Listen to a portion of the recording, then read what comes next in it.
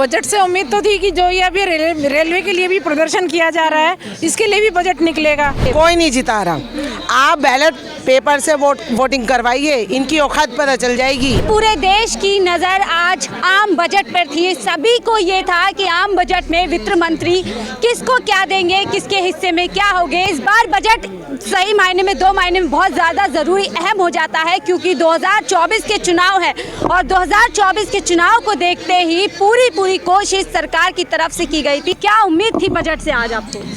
Budget से उम्मीद तो थी कि जो ये अभी रेलवे के लिए भी प्रदर्शन किया जा रहा है, इसके लिए भी बजट निकलेगा, लेकिन इस बार भी उम्मीद नहीं हो रही है। अब महिलाएं, आपको पता होगा, एक सम्मान, महिला सम्मान करके योजना का जो है ऐलान आज किया गया, जिसके तहत 2 लाख बजट जो बचत आप करेंगे उस पर आपको ब्याज दिया जाएगा। उससे खुश नजर आती हैं आप?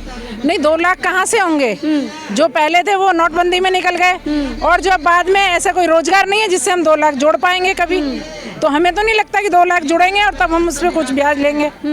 तो ऐसा क्या कुछ कहना से जो आज वित्त मंत्री जी अपना पूरा पिटारा खोल के गई है, क्या उम्मीद लग रही थी कि कुछ महंगाई कम करेगी, कुछ महिलाओं के लिए कुछ योजना? महंगाई कहाँ से कम होगी, जब सबसे पहले तो गैस का सिलेंडर ही देख लीजिए कहाँ से कहाँ उसका जो दाम पहुँच गया है। जिक्र करके गई है उज्ज्वला योजना की, कितने करोड़ लोगों को उज्ज्वला योजना के तहत सिलेंडर दिए गए।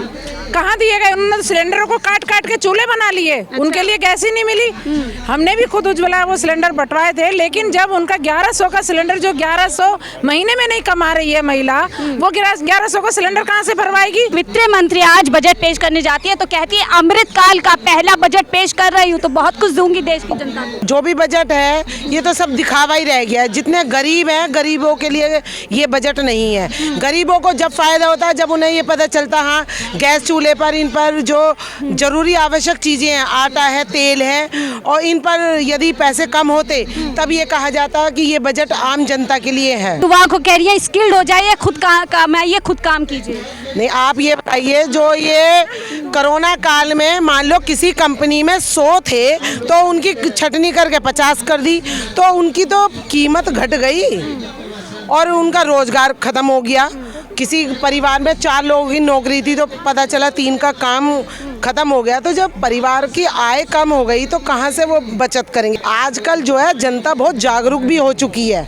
जो जनता जो हमारी सोई हुई है ना, वो मस्त है कि फ्री की बिजली मिल रही है, केजरीवाल दे रहा है, जो है ये गेहूँ चावल फ्री दे रहे हैं। लेकिन मैडम एक बार बताइए, खाली इनसे ही काम चलेगा? जिंदगी इन्हीं से कटनी है? पैसा तो और चीज के लिए भी जरूरत। जनता जागरूक क्यों नहीं हो रही? क्यों बार बार जिता के लेकर आ रही है फ्री की? कोई नहीं जिता रहा। आप बैलेट पेपर से वोटिंग करवाइए, इनकी औकात पता चल जाएगी। हमने कोरोना का जिक्र किया, आज बजट में भी कोरोना का जिक्र किया गया और कहा तमाम भारत में, जो दुनिया में जो है भारत की तारीफ हो रही है, क्योंकि कोरोना के समय पे सबसे तेज जो है वैक्सीन भारत में लगाई गई। नहीं, कोरोना में जो वैक्सीन लगी है ये सब नौटंकी ड्रामा है। यदि वैक्सीन इतनी कामगार थी तो आज मोदी को डर क्यों लग रहा है कि अरे 4था इंजेक्शन लगवाओ, 5वां लगवाओ? तो इसका मतलब वो कामगार हुआ ही नहीं है। ये तो दिखावे के लिए ही हुआ है कि इंजेक्शन जो कामगार है। यदि इंजेक्शन वो कामगार था तो फिर और इंजेक्शन लगवाने की क्यों जरूरत पड़ रही है लोगों को? तो आपको क्या उम्मीद थी बजट में? आप ऐसा क्या चाह रही थी कि बजट में ये मिल जाए तो बात बन जाए? नहीं, बजट में मेन है रोटी, कपड़ा, मकान। गैस के पैसे कम होने चाहिए थे। रोटी की बात की आपने, वो राशन दे रहे। मकान की बात की आपने, जहाँ झोपड़ी वहीं मकान दे रहे। मकान भी मैडम, जो मेन गरीब लोग हैं ना, जहाँ तक सहायता पहुँचनी चाहिए थी वहाँ तक गई भी नहीं है। गरीब भी वो गरीब, स्वर्ण गरीब, अधिकांश आप देखो उन्हीं के मकान बने हैं। अगले 25 साल तक अमृतकाल रहेगा? कैसे रहेगा? ईवीएम मशीन रहेगी तो वो पक्का ले आएंगे। अच्छा।